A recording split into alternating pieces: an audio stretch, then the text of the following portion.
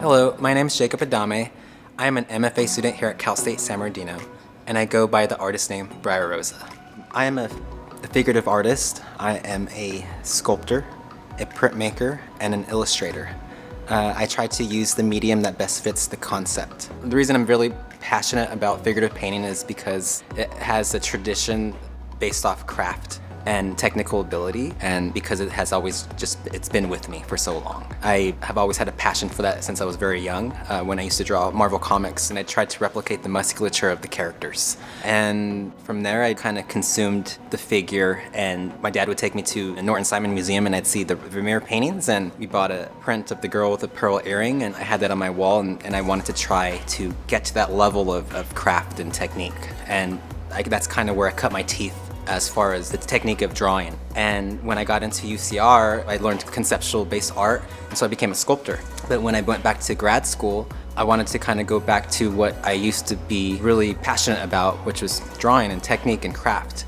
And so as an adult and in my 30s, it's interesting to kind of revisit the technique and craft of drawing and illustration, and it aligns still with the figurative painting that I do. Right now I'm starting to incorporate childhood memories that I had into my art, and that's to build authenticity.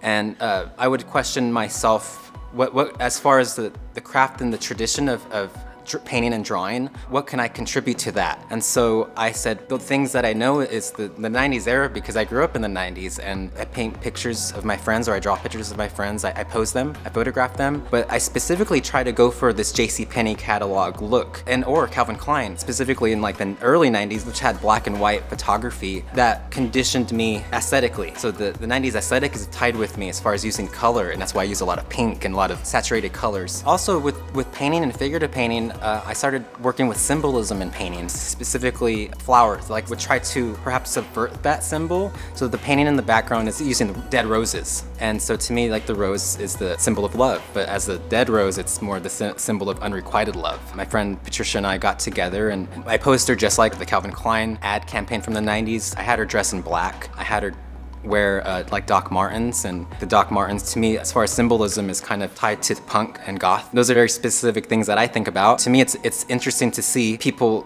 interact with them in 2019, because it's graphically different, and that's fascinating to me. We took hundreds of shots, then I arranged roses, I allowed them to kind of wilt, and I shot them too, and I used them for reference, and then I composed them in Photoshop and went from there. It starts out just from the very beginning, before we take a photo, I can conceive the concept. I'll hopefully have a friend that's willing to pose for me, and then we'll arrange a date to shoot, we'll do the shoot, and then I'll arrange the figure in Photoshop, and then I'll finally draw the figure onto the canvas, and then I'll start painting. So the process does take a little while, and then the painting will take another month or two. I'm trying to learn how to be more efficient. Sometimes it's just unpredictable. But as a student, that's just how it is, because a student that works, there's all these variables, but I do try to be efficient.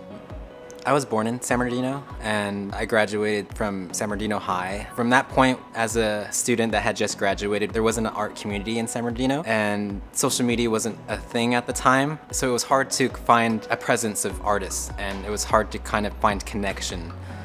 I found that kind of connection through art magazines, and become very passionate because I would see figurative painters on the cover of these art magazines, and that would inspire me. And then I went on to San Bernardino Valley College, and then worked with these great instructors, Mr. Rosales, and I transferred to UC Riverside. We learned conceptualism, and that worked in my mind differently and made me more creative. And from there, I went here to Cal State San Bernardino, and now I'm in the grad program. The journey here has been interesting because now we have social media. Now we have, as a community, we have voice. We have something to say. And specifically in the art world, in the white gallery art world, there isn't a lot of people of our community, and I think that's important. I also understand that it's a very tough business to get into, but I want to show that it's still possible to do so. I want to teach college. I don't mind teaching high school. I like to make work for the gallery. You know, we'll take things organically as they come. I feel I'm always going to be painting. I'm always going to be making work. Whether I'm a high school teacher and I'm coaching soccer on the weekends, I'm always going to have my little space in the garage, and I'm always going to be painting. Yeah, painting for me is something I love doing, and it's the practice of art. That's what we learn as a grad student, is to have a practice, and it's not a hobby anymore. It's not something you do on the weekends. You do it every day, and it has taken a while for me to get there. But now when I paint it, I'm free to be in my memory, free to be in my aesthetic, free to be as a child, as to go back to grade school and me and my friends had the Marvel comics and we're drawing the figure, I have that memory again and that nostalgia. To me, that's really important. As an adult, it's nice to have that because yes, there is a reality. There's like the job, the 9 to 5. There's like all these kind of the bills to pay, but it's nice to get into your art and just to have your little escape. Yeah.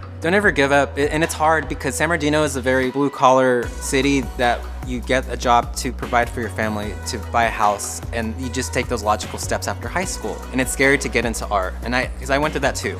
There will be struggle, but it's worthwhile because it conditions you and it makes you stronger. It makes your art stronger. It makes your voice stronger. It's gonna be challenging, but it's worthwhile. We have such a perfect platform and a perfect time now. It's so easily accessible, and we have the little gallery or the Garcia Center, the presence that's there, and it's there for you to take, and it's there for you to be a part of, and utilize it, and it's a community now, and I'm very proud to be a part of that, to have grown up into that, and I'm very thankful too.